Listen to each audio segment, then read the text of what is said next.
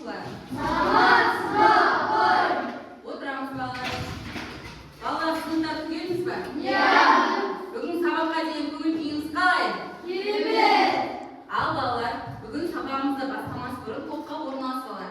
Ол үшін біз намаз арқылы топқа бөліп орналасамыз. Бізде қазір сыныпта 12 оқушы отыр, сонымен 4 топқа бөлеміз.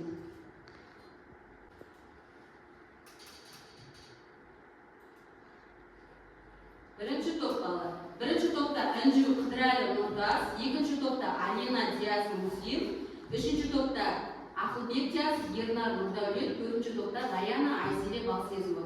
Ал балалар, орнымыздан тұрып, оқулық құралдарымызды алып, топпен орналасамыз. Барабан әдісі арқылы біз үйге берген тапсырманы қайталаймыз. Яғни өткенді қайталаймыз. Сол себепті мына жердегі барабан әдісін 3 рет айландырамын, яғни 3 рет айналдырамыз, 3 тапсырма береді. Алғашқы бірінші топтан бастаймыз.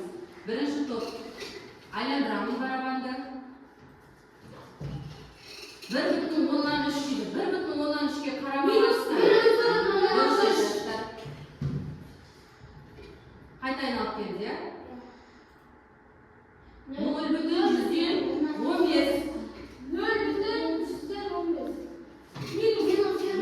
Минус 0,115 болады. Дұрыс балалар?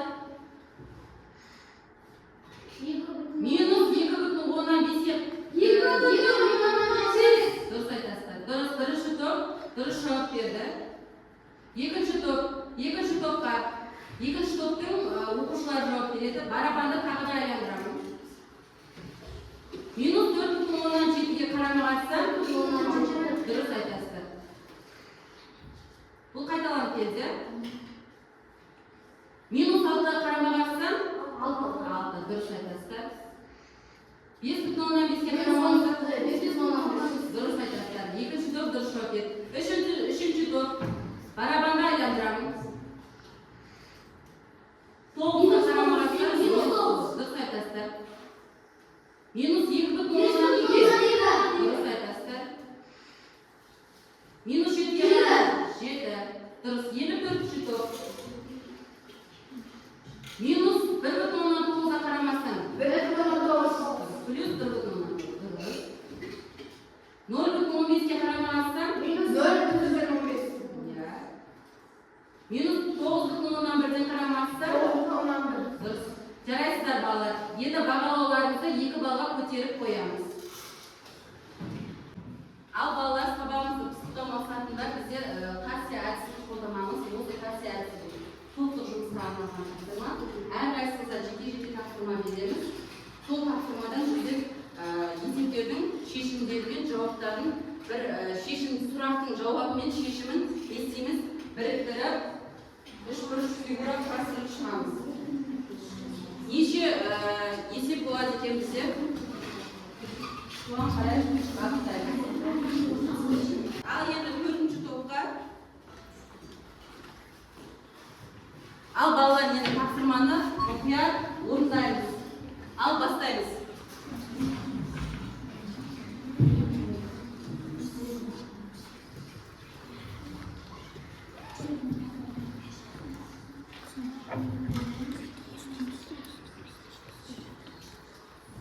Бұл жерде қандай сандар беріліпті балалар?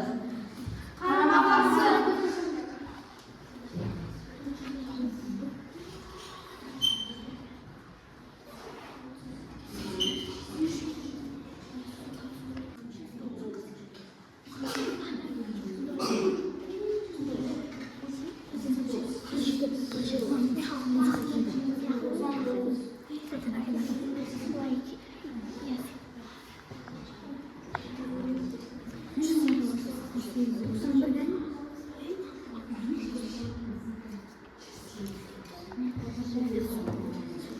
Ал балалар, тапсырманы орындап болдық па?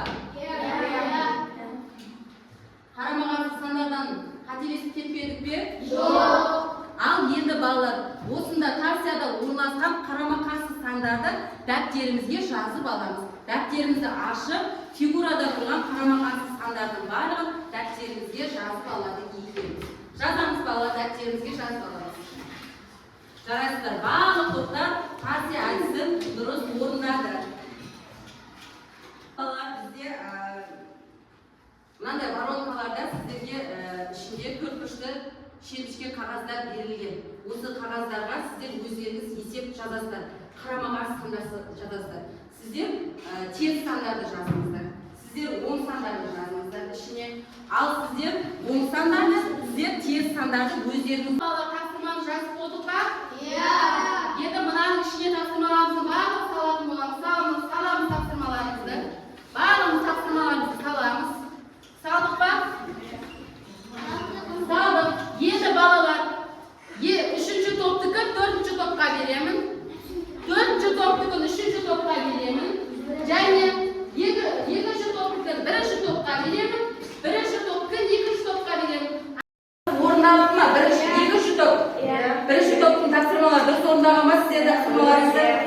Бірінші топ орындаған. Ал үшінші топ, төртінші топ дұрыс орындаған ба? Сіздер дұрыс орындаған ба? Ал онда балалар